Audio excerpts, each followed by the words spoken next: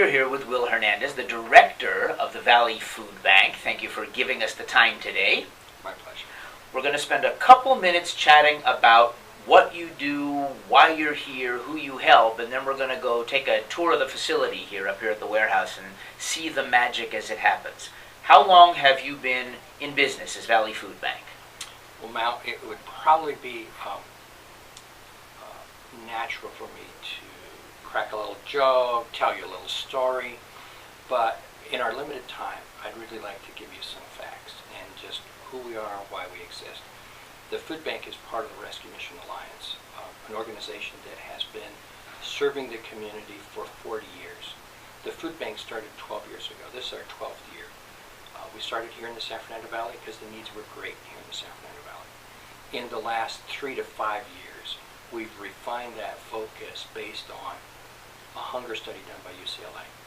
And that study really went down to the zip code level where we could identify neighborhoods that had the largest families with the lowest per capita income.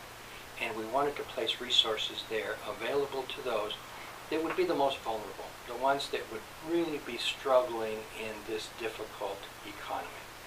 And we've done that in 15 locations. And of those sites, we distribute on the average about 150 to 200 families are served in each of those locations each week. Now they're self-certified. People do not have to go through the process of proving how needy they are, how desperate they are, what brought them to that situation. Most people find it very difficult to go through an arduous process of proving their need. We think it's enough that somebody just indicates they need food. And in most cases, those are families with young children.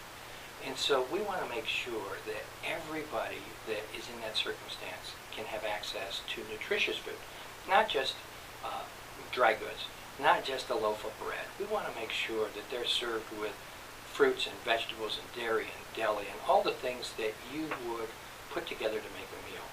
So we have continued to refine that system. We want to make sure that people are served with dignity, that people have regular access. All of our locations are in places where public transportation is readily available. We want to make sure that they're at a variety of hours. So we have some pantries that are open in the daytime, some that are in the afternoon, early evening, and even the weekend. So we try to make it as easy as possible without becoming the enablers. And I think that we've proven that individuals will come, on the average, perhaps maybe 5 consecutive months. That's about the cycle. Now some have come longer, some maybe it's a one-time visit, but we find that it's about that cycle before a person is back in a position where they can be self-sufficient on their own. When a family comes to one of your facilities and they go home with food to help them, how long will that hold them? Depending the size of the family. For some it's 3 or 4 days, for others it's a week. However, they do have access to multiple resources, not just our pantries, and they're not restricted from only one visit. So they could, as an example, for a larger family, visit a pantry on Monday, and then again Thursday or Friday visit a different location and get replenished to make it through the week. So we do want to make sure that people don't go, a child does not go to bed hungry. The food that you distribute, I assume, comes from many different sources. Some of them corporate, such as the supermarkets, some of them private individual donations along the lines of the food drive we'll talk about shortly. Where do you gather most of the actual product that you then pass along to the hands of the people who need it? We process a little over $500,000 worth of donated food each month. And depending the season, that changes dramatically. But just as you've indicated, we have civic organizations, we do have supermarket chains, we have manufacturers, we have food distributors, we have individuals, and we have schools. We also have, at this time of the year, because school's back in session, so we have some of the service clubs, so Boy Scouts, Girl Scouts, different organizations like that, where they're doing a project and elevating awareness to the needs of others will do food drives for us. And so they'll come, they'll bring their collected goods, They also then will have some time, some volunteer time to sort it, inspect it, and put it away and get it prepared for distribution. We also have organizations that will sponsor a food drive, and then they'll come in at the holiday season and prepare holiday baskets. And so a lot of folks like to do that. They like to actually put those together, knowing that a lot of families would otherwise not celebrate some of the holidays because of the lack of resources. Do you have an ebb and flow during the course of a year of when, I mean, the corporations, I'm sure, are the corporations, but from the people, do you have an ebb and flow when you take in more and when you have leaner times here in the warehouse? Absolutely. And, it's interesting you bring that question up. Most people have such an awareness around the holidays. It's a time for family and friends to gather. And so people think about that. And there's a sense of generosity that just exists during the holidays. But we have people that are in need all year round. It's as though the brakes get put on in January. It's like everything stops. We have tried to coordinate with organizations just like yours to make sure that each quarter there is some kind of endeavor, some effort, something that's going on to continue to bring a flow of donated goods into the warehouse so that we have a supply year-round. Summertime is the most difficult for the food bank. Kids are home from school. They're back on a traditional schedule now. So the kids are not in school. They don't have access to some of the meal programs they would have during the regular school year. And if they're not actively involved in something, the thing they're actively involved in is going to the pantry and going to the refrigerator. So families deplete their resources quickly in the summertime. So there's a much greater demand, and yet there is a lot less in the way of donation. So it's challenging for us. We try to gear up for that. One of the things that you have sponsored with us each year is our postal drive. The National Postal Drive was in May. It's the second Saturday of May. And we collect in a 3-hour period 2 truckfuls of canned goods that'll help take us through that summer period. So that's really a help. A lot of schools start in September. They do food drives because on the calendar. They like doing it. They do it in preparation of the holidays.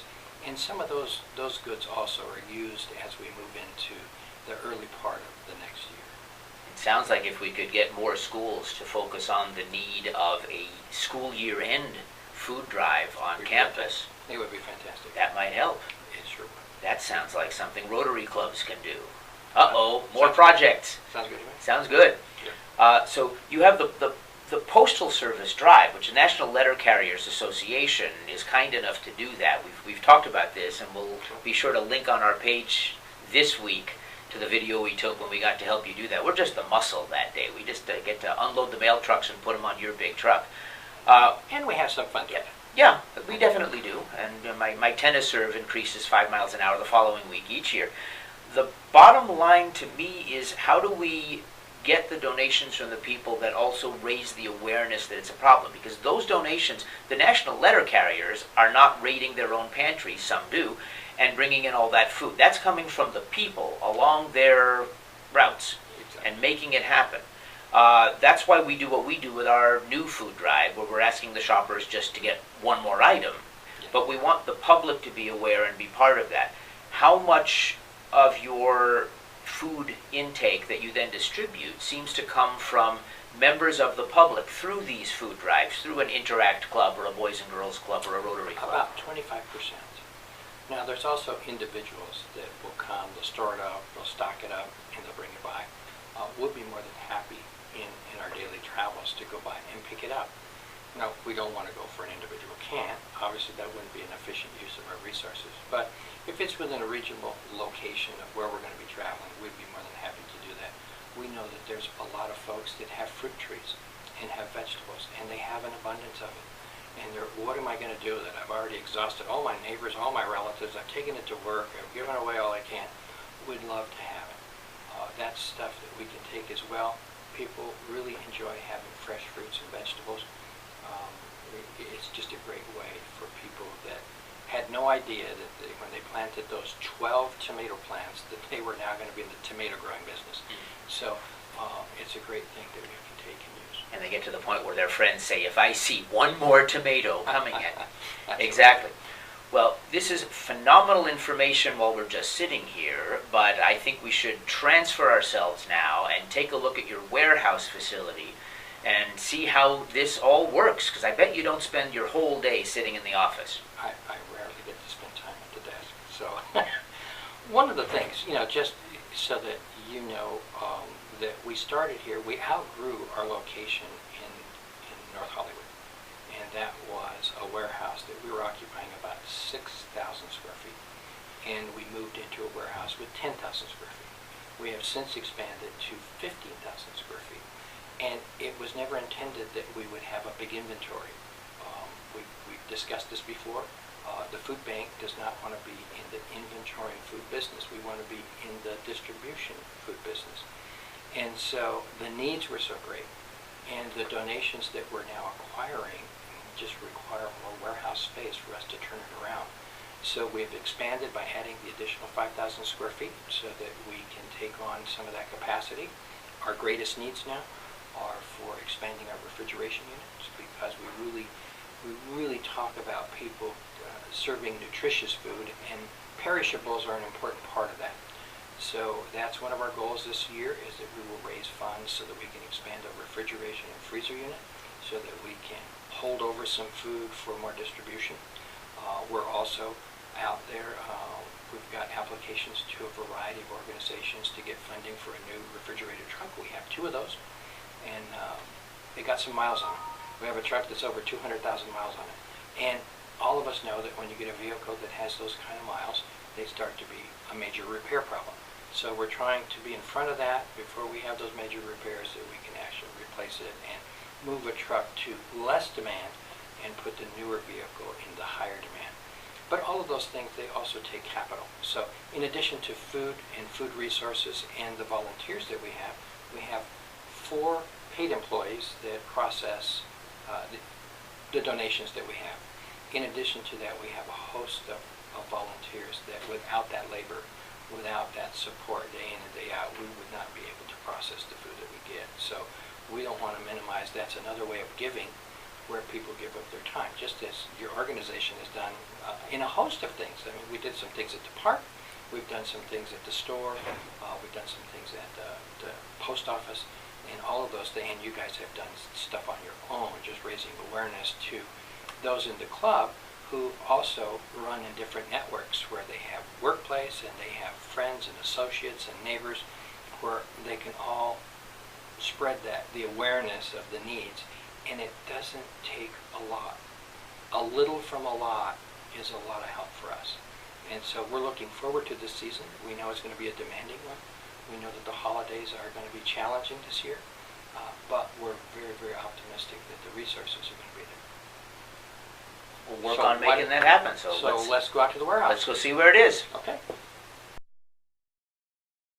As we were talking, we needed to expand the warehouse by another 5,000 square feet, and this is part of that. This is an area where some of our volunteers come, and they're sorting through some donated items. Some of these are health aid type things. We have shampoos, we have detergent, we have household cleaning supplies, and we get toothpaste. We get all those kinds of things that come that are so essential for a family. Some of those you'll see, we've got diapers, and for a family with a young child, that's a real boost to get a box of diapers. So in here, that's what you'll see. We've just added some shelving so that we can get it organized. We're just starting to get it organized, but it's a great area for us, and it's a real delight for families to not only get food, but to get some products that they can use. This area here is where we get things that are donated in the 8-pack, the 12-pack, the whatever pack. And they are really great for us because we support a women and children's shelter. And so when we're putting together food for them, instead of having just a host of just random cans, we can pull product for them so that they can prepare meals. We have an organization, Keller Williams, in Northridge, and they have for a number of years, even in this crazy economy, they have continued to go out in their neighborhood and do a food drive for us. And so what you see behind us here is a one-day effort of them going out to the community and asking them to support us with some canned goods. Now, they're in the better times, of course, we would fill up a truck, but we are so thankful to get this. And you can see that we get a variety of diapers, and we get canned goods and dry goods and condiments and cereal and all the things that we're looking for. So we're really excited when an organization will do a food drive for us. And they're doing a food drive in public as well. They're going out into these are donations not just from the good people at Keller Williams, correct, but the people they have reached out to in their community. Yep, exactly right. Raising the profile. You'd think they were a Rotary Club. You would think. Over here, you see we have a variety of boxes, and we have 2 more pallets of these as well.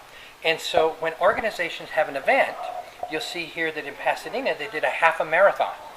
And so after the event, they had just a surplus of these great shirts. And so they're kid sizes to adult size, and we can pass these along to the shower program that different organizations have. When people come up, they get a shower, they get cleaned up, and they hand them out some clean clothes. And so you could now be a marathon participant if you like, but we give them some clean clothes. So we don't just stop at food. We're going to do anything that helps families that are in crisis.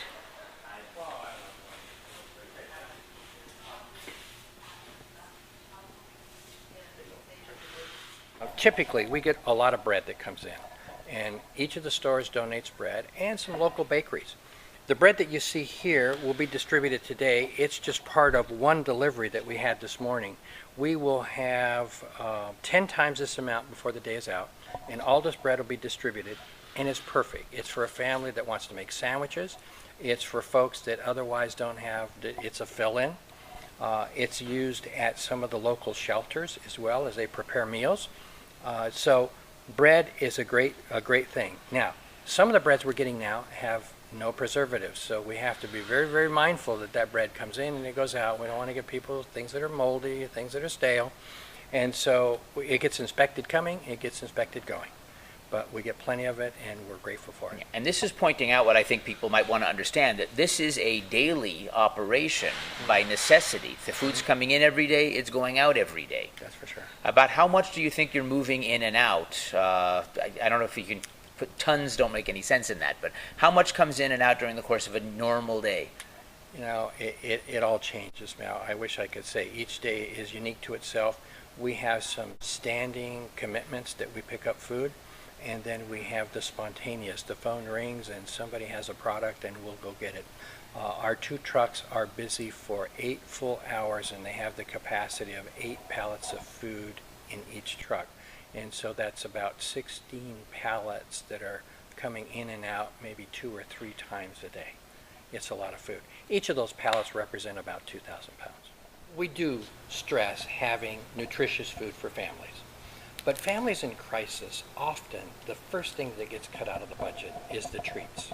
So they're not going to get a soda, they're not going to get pastries, they're not going to have dessert. They're more focused on having cereal, having an entree, packing a lunch. But we do get donated items, and we get them for people that have dietary restrictions of some kind. We have gluten-free cookies, we have sugar-free desserts. So even those that are trying to stay within the restrictions, their dietary restrictions, we do have treats for them, and we do distribute them through the pantry. And it is sometimes the real highlight of a kid to be able to have a treat. We get pizzas donated from the markets. Now, there's probably nothing nutritious about a pizza, but there are, for a young teenager, you can get them to eat a pizza. And so we do distribute those, and it's an easy prepare, and it's something to tide them over maybe for something more nutritious. We wanted to show you the refrigeration unit. I know I talked a little bit about it. Currently we have these 2 units that we installed when we relocated here. In short order, we outgrew them quickly. We can get 11 pallets of product in here, but it is woefully inadequate for our needs. So we have to turn this product every single day of what we have inside. This one is just like your refrigerator at home. We keep it at 41 degrees or less, so product can stay at a reasonable time. We keep things like eggs and vegetables and items of that sort. We put them in here, we move them by the pallet, and so we break them down and distribute them to each of our locations. And so we can max this out with 1 truck load of product, and that's not unusual. From a produce distributor, we can pick up 8 pallets, and quickly the refrigeration unit is maxed out. Over here's the freezer. Now in here we keep our proteins, and we also have ice cream. We do get ice cream as well. But here we'll keep frozen things. Currently we have a half a pallet of some sandwiches that were donated, and they're already made up. They've been frozen and they're ready for distribution. We have a pallet of pizza, and then we have chicken, and we have fish, and we have beef, and we have pork, and we will be reorganizing this to get ready for Thanksgiving. So this will be the home for a lot of turkeys, and turkeys are the thing we need, and so here's a place where we will keep them until it's time for distribution for the holiday.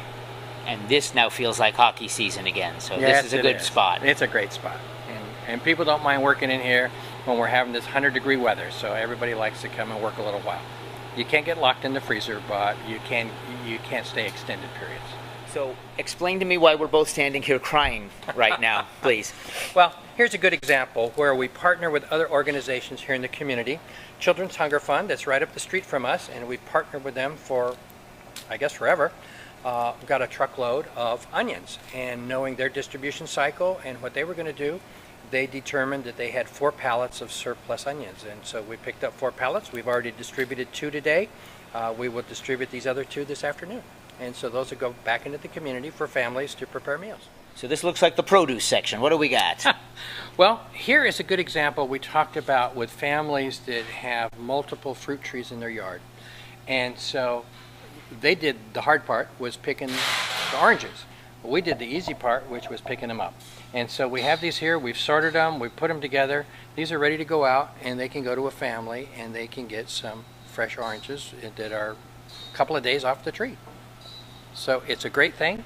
It doesn't go to waste, they're not falling on the ground, and there's families that would love to have them.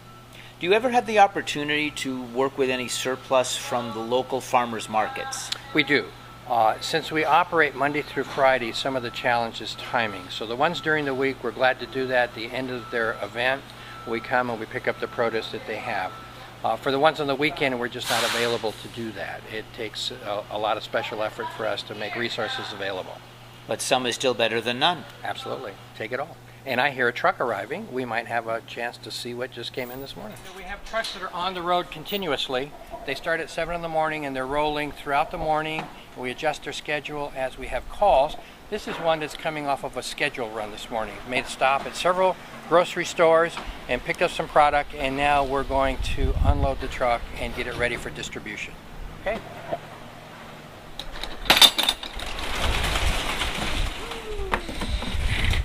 The food's falling out. There's so much in there.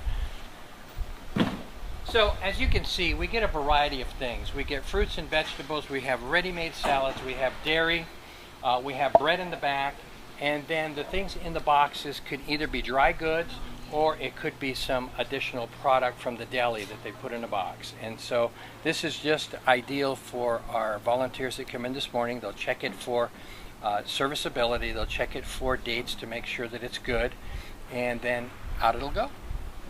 It will be in somebody's home this evening. From the store to the truck to the warehouse to somebody in need. Absolutely. So something interesting is happening over here in this corner. Where's this from?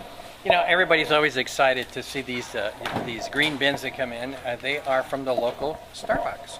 And so we stop by there and we pick up those pastries that didn't sell last night, that they're not going to sell today. They're still very usable, they're very tasty, and they're, again, part of that treat. We like to distribute some treats, and they're of great quality, and so we pick them up. They will clean out these bins and send them back, and so they can get refilled. And we get to see some of your hardworking volunteers in action. All the time. Gotta They already love got it. it out. Okay, so we've been talking about food, we've been talking about our refrigeration, we've talked about some of our needs, but also there's another component that makes this all work. We're here in Umberto's office, and Umberto wears about 3 or 4 hats, and depending what our needs are, he's our warehouse manager, he is our volunteer coordinator, he handles some of our events, and he coordinates the dispatch of our vehicles. So he's a busy guy. And so when he's not in the warehouse working, he's doing some paperwork. And he gets to see our operation from a totally different perspective on what our needs are. Sometimes he's the one that will identify needs quicker because he knows where the voids are, and he also coordinates with our nonprofit organizations here in the San Fernando Valley to take our surplus and make sure it's distributed while it's still a usable product. And the most interesting thing, he is so focused that he has no idea we're standing in his Absolutely. office Absolutely. talking about him. That's for sure, because he's a hardworking guy. Well, let's see if he's awake. Okay, go for it. So I understand your name is Humberto. Yes, I am. When you're not playing solitaire on your computer screen, No, I don't have time for that. what do you do around here? Well, part of my job is, my title is manager and supervisor for the warehouse. I'm in charge to receive all the donations, get in process, tell people, the volunteers helping to put the stuff away, and supervision the food. Some stuff is expired, or sometimes in the products, if we have a lot of people, volunteers that working with me, so we can go through to see the stuff is not good, so we throw away. If some meat is open, I had to supervise everything because we had to give it to the people, the good stuff, as much as I can. You know, if they have some packages open, we had to throw away, or they have some stuff that came without labels, so I had to throw away because we don't know if the people is allergy for one of the companies that have this specific products. I don't want people to be sick. So it's a combination of making sure that everything comes in properly and making Yes. sure that what goes back out is safe. Yes, because we don't want to get people sick. Right. You know, we want to be people happy, healthier as much as we can. And also I have to coordinate all the pickups, making schedules, or we have any incoming call and my driver is out, I have to be sure that we have to call in and let them know that we have extra pickups so we can make room or making a space for do this pickup. I don't miss any pickup. Nothing. If somebody Nothing. wants to give you food, I'm sure that we get it. you're going to get it. So we've enjoyed a tour of the facilities. We have seen everything. We've been inside the refrigerator, inside the freezer. We've been inside the truck, which is also refrigerated. The only thing left is to organize and get the food drives ready all over the place. If you had one message, not just for the Rotary E-Club of the Greater San Fernando Valley, but for anyone in the community here or anywhere, what message, as the director of a food bank, would you want us to take with us? You know, Mel, I wish I had something really profound to share with you that would just be, you know, that catchphrase that you could stay with. But what I really like to encourage people is everybody can help a little. It doesn't take a lot, it just takes a little. And I think when people give, you know, sacrificially, that's wonderful. But even at a surplus, we will take it, it all adds up, and it helps those that are the most vulnerable, those that either pride keeps them away, their circumstance keeps them away. But if we continue to make resources available, and we keep letting people know how simple it can be, I think we can continue to make a difference here, right here in the San Fernando Valley. Will Hernandez, Director, Valley Food Bank. Thank you for the time today. Thanks for coming.